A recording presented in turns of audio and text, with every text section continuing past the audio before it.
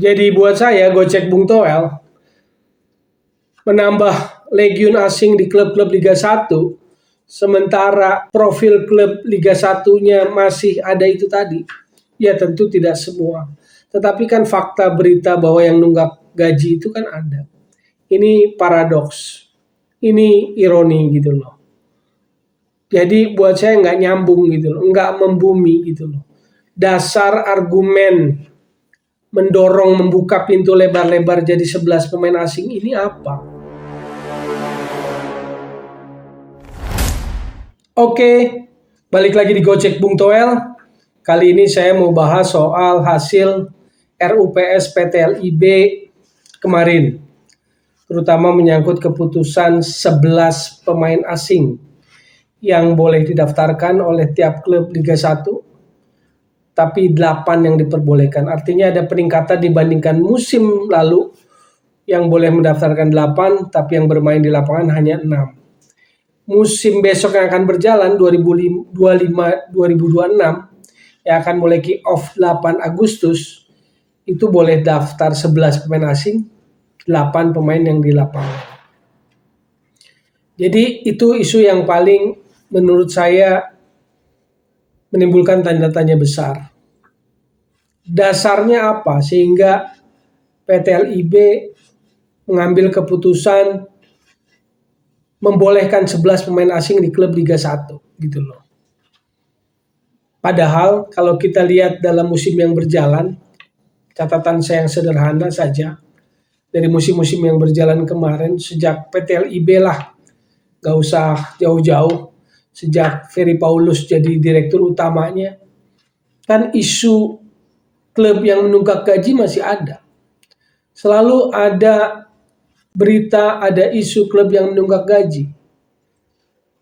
Jadi korelasi antara meningkatkan jumlah pemain asing yang diperbolehkan untuk klub jadi 11 dan 8 yang bermain dengan fakta di lapangan bahwa banyak klub yang masih menunggak gaji, ini ironis. Jadi buat saya Gocek Bung Toel menambah legiun asing di klub-klub Liga 1 sementara profil klub Liga 1-nya masih ada itu tadi. Ya tentu tidak semua. Tetapi kan fakta berita bahwa yang nunggak gaji itu kan ada. Ini paradoks. Ini ironi gitu loh. Jadi buat saya nggak nyambung gitu loh, nggak membumi gitu loh. Dasar argumen mendorong membuka pintu lebar-lebar jadi 11 pemain asing ini apa? Kalau dasar sepak bolanya seperti yang disampaikan oleh Ferry Paulus di RUT PTLIB untuk meningkatkan kualitas klub Liga 1 agar bersaing di level Asia, artinya di Champions League Asia atau di AFC Cup atau di level Asia lah. Ini kan memang butuh waktu untuk secara perlahan, secara gradual ditingkatkan. Bukan dengan cara potong kompas pemain asing gitu loh. Apakah pemain asing memberikan jaminan bahwa klub-klub kita akan bisa bersaing di level yang lebih tinggi? Belum tentu. Belum tentu. Karena apa? Ya sesuai dengan kemampuan klub-klub Liga 1 kita, mampunya belinya pemain asing dengan kualitas seperti apa? Grade apa? Kan itu. Bahwa kita gusar level ranking kompetisi liga profesional kita masih di bawah, iya. Kegusaran itu memang perlu dicarikan solusinya. Bahwa kegusaran itu harus dicarikan jalan keluar dari prestasi klub-klub itu di tingkat Asia. Itu betul. Dengan menambah jumlah pemain asing di tiap klub bisa sampai 11, 8 yang main itu bisa membuat klub kita kompetitif, bersaing, meraih hasil prestasi luar biasa di level Asia, belum tentu menurut saya sih. Nggak jaminan. Lihat pemain asing yang dibawa ke liga kita, sedikit sekali yang dalam pandangan saya yang membuat berdecak kagum itu saya bisa hitung mungkin kurang dari satu lengan saya, kurang dari 5 jari lah. Jadi balik lagi kepada kualitas pemain asing itu. Jadi ketika keran dibuka tanpa seleksi kualitas, maka sebetulnya akan jadi korban adalah pemain lokal kita.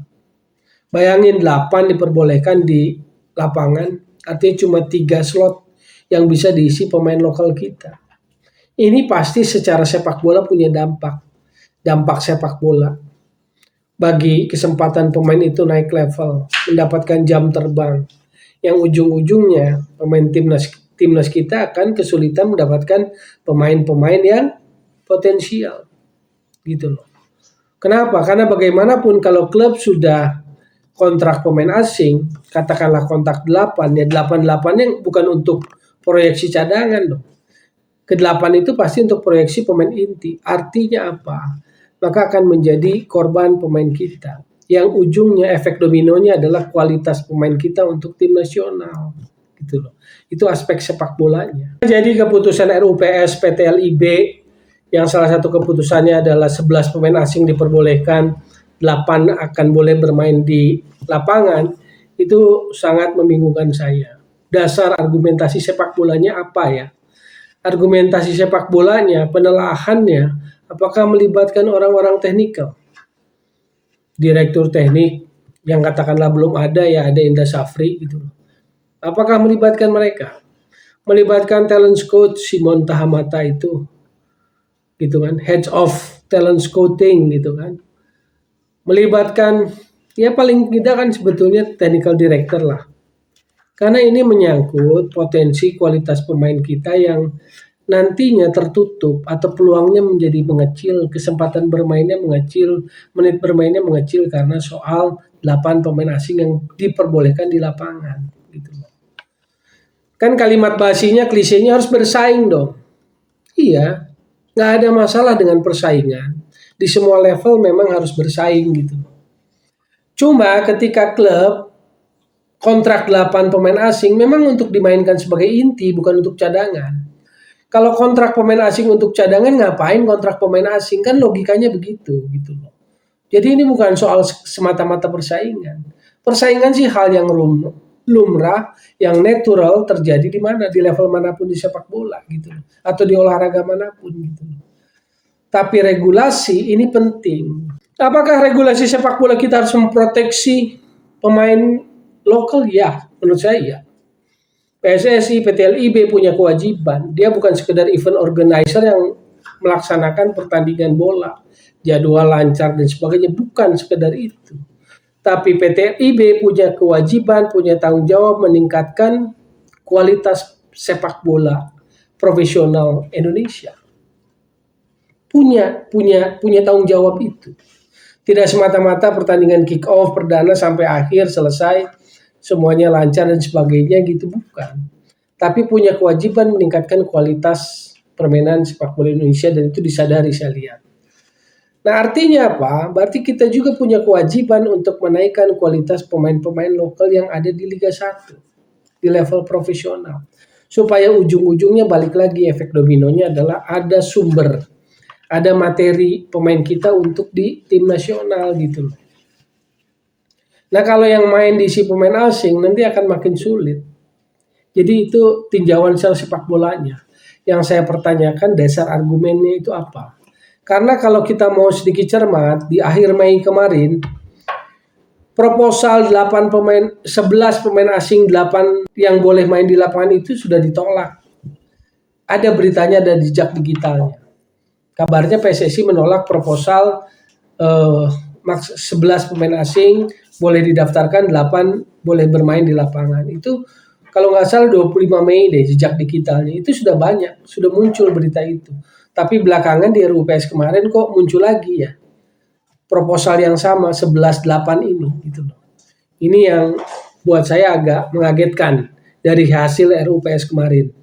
Ya di sisi lain ada injeksi baru, ada darah baru di manajemen PT LIB, masuknya general manager asing asal Jepang, Takeyuki Oya, yang menurut saya sih punya harapan besar lah kita mengadopsi atau mendapatkan hal-hal positif, mengambil dari pengalaman dia yang cukup lama di kompetisi J-League atau Liga Jepang, profesional Liga Jepang.